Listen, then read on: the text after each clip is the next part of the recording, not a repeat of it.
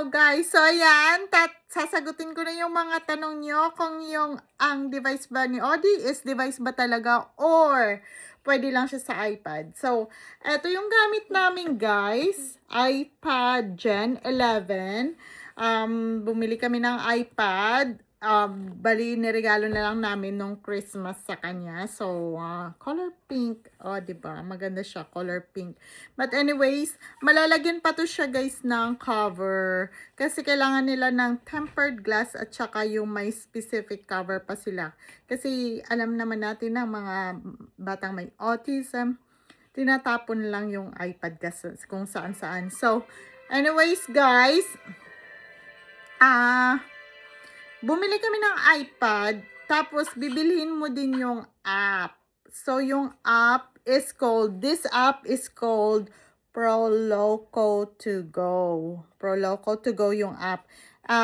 It depends din sa speech pathologist nyo kung anong klaseng app ang gagamitin ng anak nyo. So, Audie is so comfortable with Proloco. So, we use the Proloco instead. The cost of the app is $400. It is $399.99 plus tax. So, it's maybe cost like 460. So, naglagay ako, bumili ako ng Apple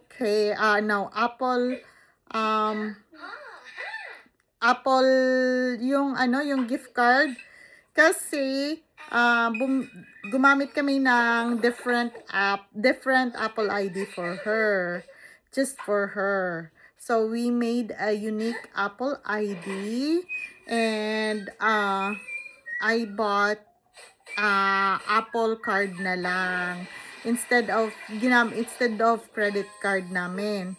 So, yun nga. Pasensya na guys, medyo maingay si Audie. Kasi ganun din naman, kahit ibabawasan ko yung volume ng iPad niya, ibabalik niya din ulit. So, anyways, ayan, bumili kami ng card. Inilagay ko lang dito yung card. Mas mabilis siya. Mas mabilis siyang i-install. Kasi, kung credit card, mag-aano pa siya ng ask to buy. So, medyo nahirapan ako mag-figure out. Pero, kahit tinurn off ko na yung ask to buy niya, nagtatanong pa din. So, hindi ko siya mahanap kung saan hahanapin yung approval. So, ang ginawa ko, bumili na lang ako sa convenience store ng Apple Card, and then yun na lang ang ginawa ko para makapag-install nitong Proloco.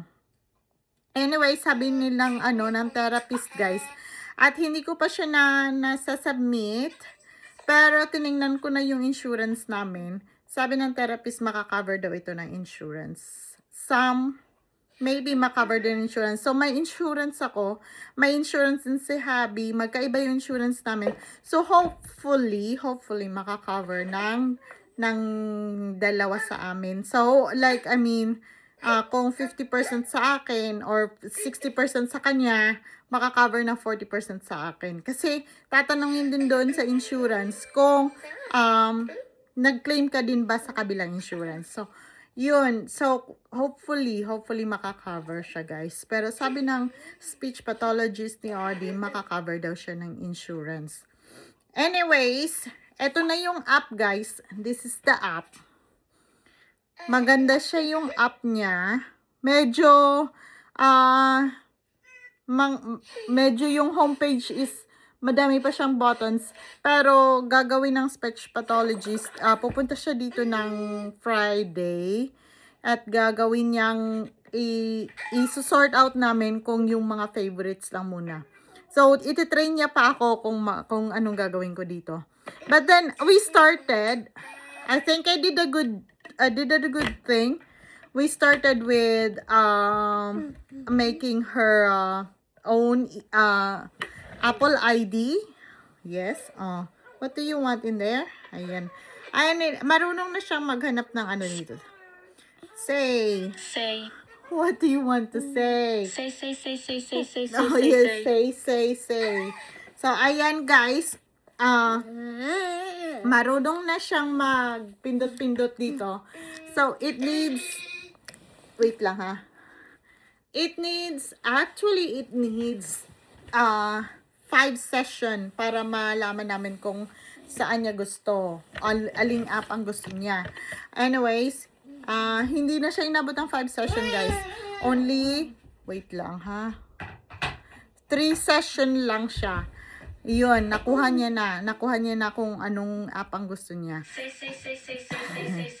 Ayan! Wait lang, Odi. Okay, kinuha ko yung iPad kasi natatakot ako.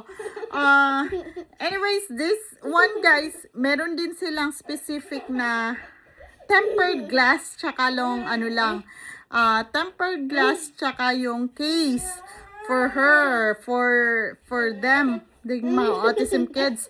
May mga case sila na yung durable talaga siya guys.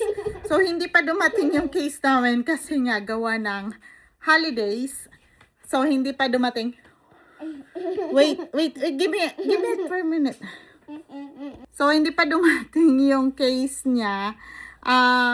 Ang ginawa lang namin ngayon is tinatago lang namin. Tapos pinapakita lang namin sa kanya kung may gusto siya. Kung anong gusto niya yung ano. Pero may Apple Care Protection din siya na kahit sirain niya to or something, papalitan ng bago. Anyways, ayaw naman naming masira agad yung yung iPad. So, ayan guys, ang binili namin is iPad Gen 11 tsaka yung app na Proloco to go. Yung app. So, pag naghanap kayo, pag wala kayong speech pathologist sa Pilipinas, sa Philippines, mahirap ang kasi wala silang mga assessment. Pero mas maganda din talagang may assessment, guys. Kung gusto nyo lang naman na bigyan yung anak nyo ng ganito, na para makapagsalita or para magkaintindihan kayo, download the app, tapos yung iPad lang. iPad, hindi kailangan ng maraming storage kasi yung iPad mo is for communication system lang. Ito lang yung iPad niya na para lang sa ganito. Wait na. Para lang sa ganito. Para lang sa So, hindi niya siya maisa-swipe. Ganito lang talaga siya, guys. So, hindi niya maisa-swipe. Hindi niya makukuha settings kasi kailangan ng password. So, naka-guided tools kami. Ito yung app na sinasabi nila sa akin, Ma'am Shi, bakit mo binilhan ng ng iPad yung anak mo? Dapat nga dapat daw less screen time. Ito naman yung sagot ko sa kanila. Itong iPad na to is para lang sa kanyang communication device.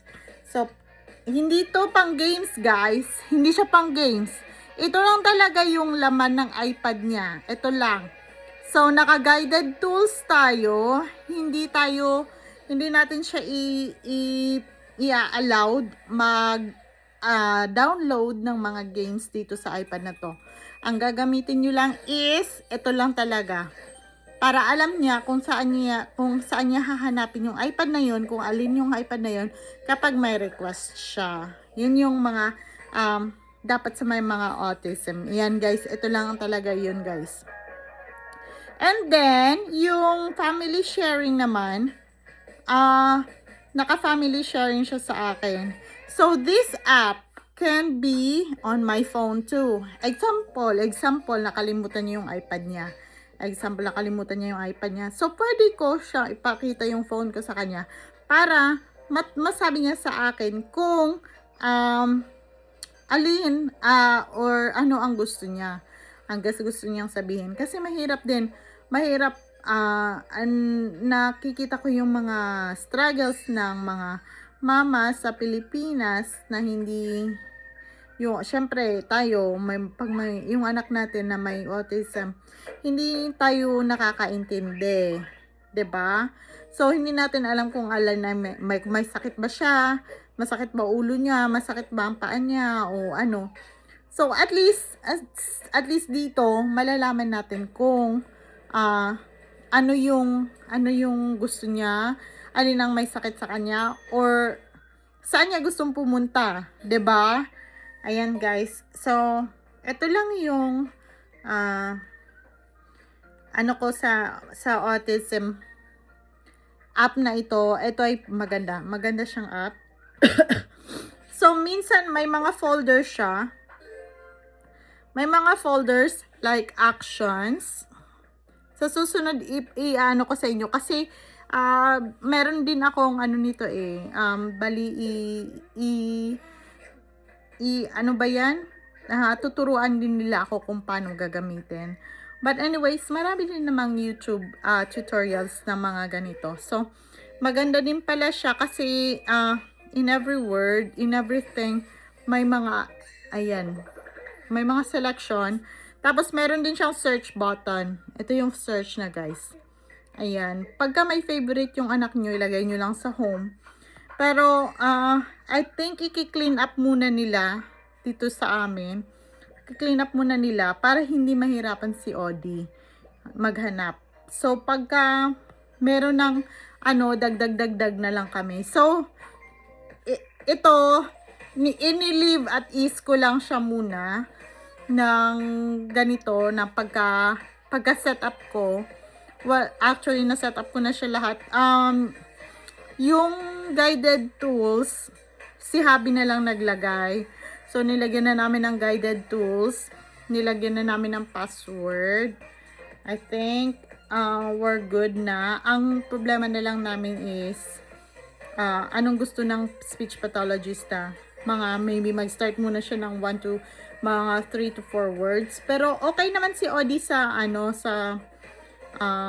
nire-research niya naman yung mga folders.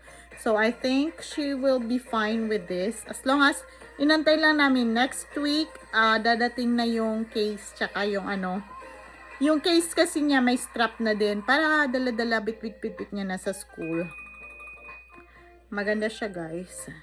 Anyways, pasensya na kayo sa sa background ko. Kasi yung background ko, si Odi, naglalaro. Okay, ayan guys. So, thank you for listening. Thank you sa mga questions nyo. Alam ko, kahit pa paano makakatulong ako dito. Ayan. Kahit pa paano, at least, may isasagot ako sa inyong mga tanong. Ayan guys.